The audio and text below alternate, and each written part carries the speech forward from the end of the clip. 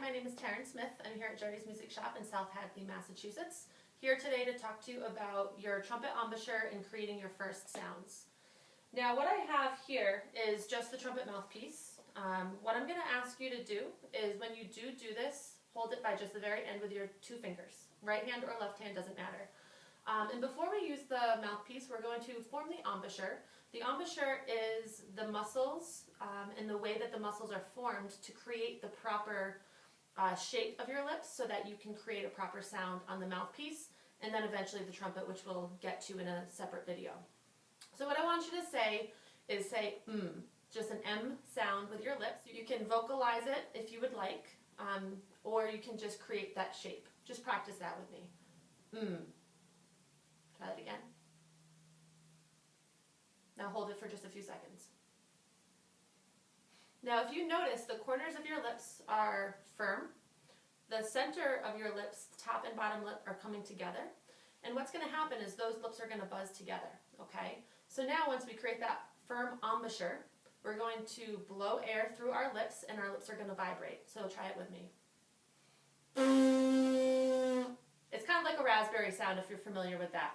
If you can't get that sound quite yet, you could start off with having your lips not firm yet, just to get the lips vibrating. You can try this. That sounds more like a horse. Okay, but for trumpet we do need nice and firm corners. So let's try this again.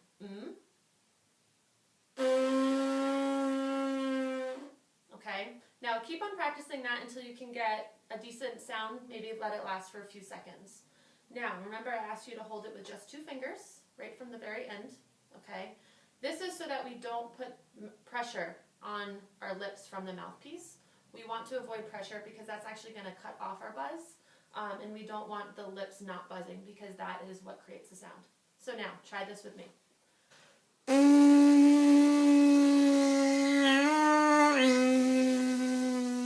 Okay, now if you stop the sound in between somehow and it wasn't a constant buzzing sound, that's okay. Let's try it again together.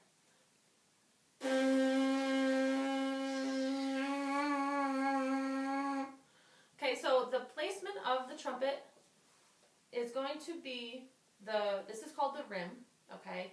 The rim is going to be halfway on the top lip, halfway on the bottom lip. It might be a little different for individuals since all of our bodies are shaped differently. And our lips, we have different sized lips, different thicknesses. And so what's going to be most comfortable for you, but aim for about 50-50. And stuff as much of your lip into that mouthpiece as you can. Keep those corners nice and firm. And by stuffing all that lip into the mouthpiece, it's not very big space. But if you have that visual of putting as much lip as you can in there, that's going to be, you're going to get the most sound because the most amount of lip is buzzing. So try that with me. Right on the end.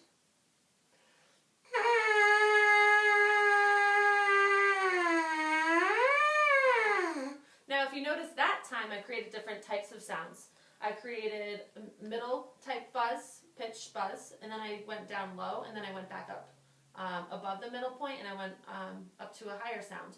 What I did is I just loosened and tightened my lips. So it would kind of sound like this. Okay, so we have all of the control in our lips. So the lip buzzing is the first point of contact for the sound for the trumpet. So that's why we're practicing it on the mouthpiece. So try and come up with some patterns. Try and follow my hand.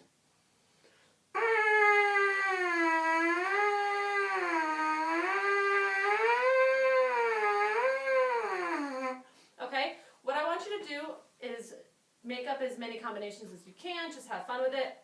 Sounds a bit like a kazoo, I know. But once you get a good sound on this mouthpiece, you're going to be in great shape for actually creating a really wonderful sound in the trumpet. So keep practicing that mouthpiece. Best of luck.